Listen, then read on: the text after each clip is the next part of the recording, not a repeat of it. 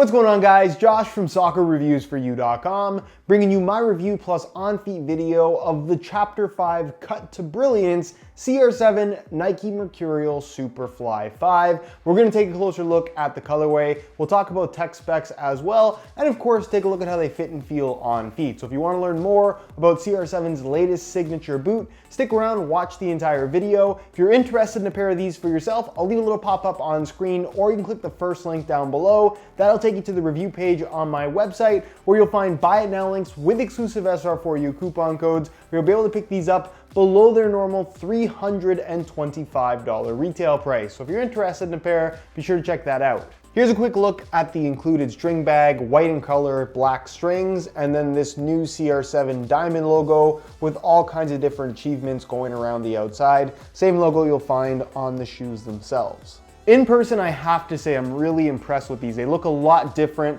than I was honestly expecting, mainly in the fact that they're a lot more colorful, and hopefully it comes through in the video, but you can see that the base Flyknit material, basically from here forward, is multicolor, and it looks really, really cool because on top of that multicolor base, you have a translucent Nike skin covering closer towards the laces, where around the edges where the upper attaches to the sole plate, you have more solid coloring in the form of this kind of diamond pattern that fades out as it gets closer to the top of the boot. That looks really, really cool. And then on top of the translucent coloring, you actually have this kind of blue sparkle effect. It's very, very noticeable in this particular section, but it does run throughout the entire shoe. Again, the most noticeable thing in person here is the fact that these are a lot more colorful than I was expecting. The base, while a lot of people think that it's white, that's how it looks on TV, it's actually blue tint. And I guess the best way to show it is right here. You can see the CR7 logo is a pure white. It even has the little diamond cuts and the raised texturing, which is pretty cool, but the color around it is that blue tint. So you can see it's white, but it has a very, very kind of light blue tinge to it. You have the same thing in the laces, as well as in the collar, which also has some black detailing. You have a black Nike swoosh there with some of those diamond cuts that I think looks quite good. And then on the back, you're gonna find that diamond logo one more time with the date marking the transfer date from when Cristiano Ronaldo went from Manchester United to Real Madrid. And then in Portuguese written on the back, I'm just gonna read the translation. It translates to dream of a child, which is basically the story they're trying to tell with this Chapter 5 CR7 boot. The outsole, the sole plate, whatever you want to call it, as you can see, it's solid white, and that's probably the most boring part of the shoe. I really would have liked to have seen perhaps even black or something with that oil slick finish that we've seen on some of the limited edition Superflies. I think that would have accented really well. But in all honesty, in person, the white definitely does not look bad. And then the studs, as you can see, from this angle, they look translucent. From this angle, they look solid black. And that's just because there's a little black strip on the inside that makes them look black from this particular angle. But they're translucent from this one. Really, really cool effect. And again, I just think it's a really nice looking shoe in general. Let me know your opinions on this down below in the comment section. For me personally, this is my favorite CR7 signature that we've had from the Superfly 5 generation, not counting some of the super limited ones. But of the 3 general releases, I really like the way that this one looks. Here's a quick look at the 2 insoles, the logos that they feature, because they are technically different. This one has the CR7 signature in the middle around that diamond logo, and then it says created to the exact specifications of Cristiano Ronaldo, number 13. That's because this is his 13th general release signature colorway. So that's typical of what we would find on pretty much any CR7 signature. And then this one pretty much has the same logo that you find on the string bag, with the CR7 logo in the middle, and then a bunch of different achievements of Cristiano Ronaldo listed around the outside.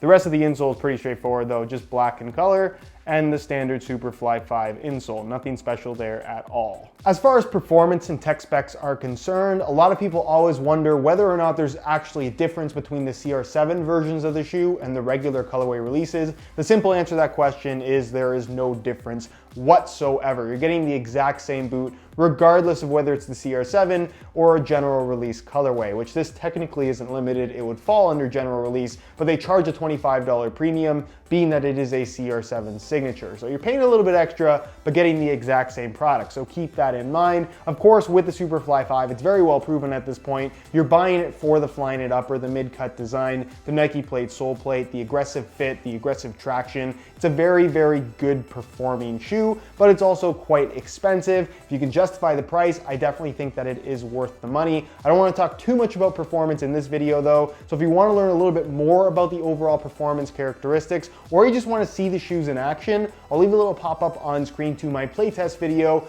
of the Superfly 5, where you'll learn a lot more about what these things are all about. So be sure to check that video out if you haven't seen it already. As you can see, I swapped out the stock blue tint laces for some blue glow-in-the-dark SR4U replacement laces, which I think look really cool on this colorway. Given all the multicolor design you have in there already, this makes that pop a little bit more. Plus the blue tint with the blue laces makes them look a little bit more blue rather than white, which I personally prefer on this particular colorway. Plus, what's cool about this is when you turn the lights off or even under stadium lighting, the laces glow in the dark, which is a really, really cool effect and just makes the shoes that much more unique. Anyways, if you are interested in a pair of SR4U replacement laces for yourself, the website to go to is www.sr4ulaces.com. There'll be a little pop-up on screen as well as a link down below in the description. So if you're interested in a pair, be sure to go ahead and check that out.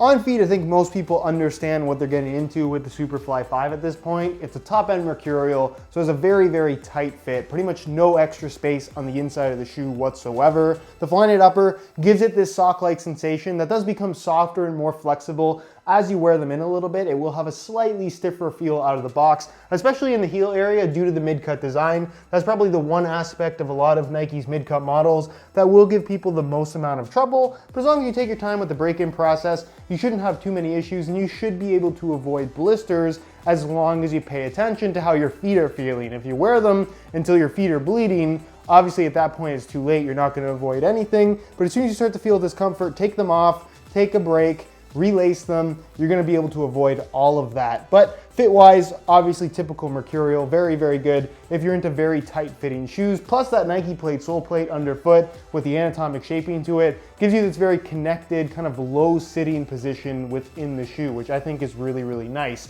As far as width is concerned, because it's a Mercurial, it does have a tighter fit overall, and you're not gonna get too much stretch out of this shoe, so if you have wider feet in general, these are not ideal for you. But if you've worn Mercurials in the past, you shouldn't have too many issues with these at all. And as far as sizing is concerned, I'm wearing my usual size 9 US here, and the fit and length is absolutely perfect. So if you are looking to order a pair for yourself, I would strongly recommend going true to size in order to achieve the best possible fit. Anyways, guys, that is it for my review of the Chapter 5 CR7 Nike Mercurial Superfly 5. Again, if you're interested in a pair for yourself, you can click the first link down below. That'll take you to the review page on my website, where you'll find buy it now links with exclusive SR4U coupon codes, where you'll be able to pick these up below their normal $325 retail price. As always, if you have any questions for me, leave them down below in the comment section. I definitely will get an answer out to you as soon as I possibly can. If you enjoyed today's video, found it helpful and informative, be sure to support it with a like. Subscribe if you haven't already for daily videos on all the latest and greatest soccer gear. All my social media information is linked down below as well. And other than that, guys, hope you enjoyed today's video. And as always, thanks for watching.